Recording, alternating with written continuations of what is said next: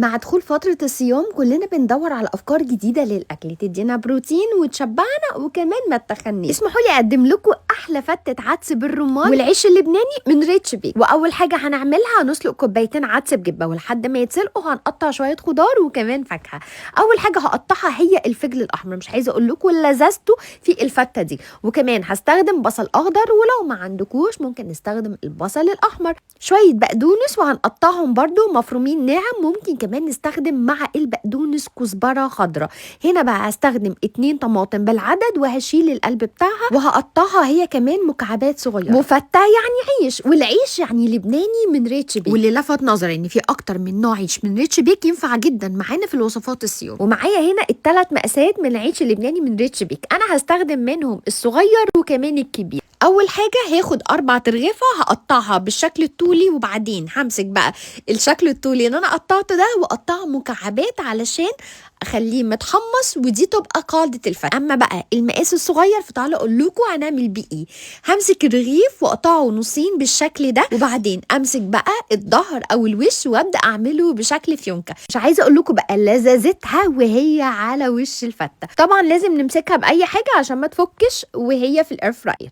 وكمان ده شكل تاني بعد ما بعمل فيونكه بطبقها على بعض وبرده بمسكها عشان ما تفكش في الاير فراير. عندي هنا بقى جبت الاير فراير، حطيت فيها العيش ورشيتها رشه زيت زيتون. ما بياخدش ثواني يا جماعه في الاير فراير، بيطلع محمص ويجنن. الاشكال كمان طلعت معايا خطيره وماسكه نفسها كده، بسيبها تهدى وبعدين بطلعها بقى. تعالوا بقى نطبق احلى فته على بعض ونشوف الدريسنج بتاعها عباره عن ايه. اول حاجه هنا انا صفيت العدس ما غسلتوش بعد ما اتسلق، وحطيت عليه كمان كوبايه حمص مسلوقه، وطبعا الفجل والطماطم والبقدونس. وهنا كانت رمانه مفصصاها كامله، هحط نصها جوه الفته والنص التاني هنشوف هنعمل ايه في الاخر. نعناع فريش، ومش عايزه اقول لكم على لذته في الفته دي. هنا بقى الدريسنج عباره عن ايه. نص كوبايه عصير برتقان، فصين توم مهروسين، عصير 2 ليمونه، معلقتين كبار من خل التفاح، ممكن استخدم الخل العادي، ملح، فلفل اسود وكمون وسماق ورشه شطه بسيطه قوي، ودي البهارات بتاعتي.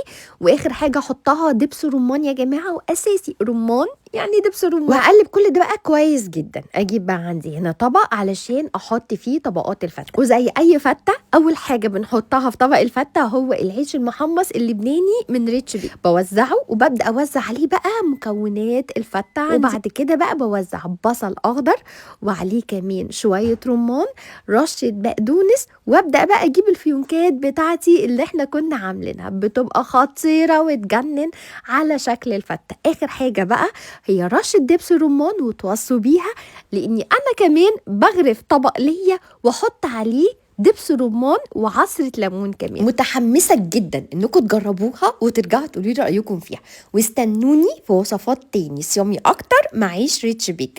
وبس كده، باي.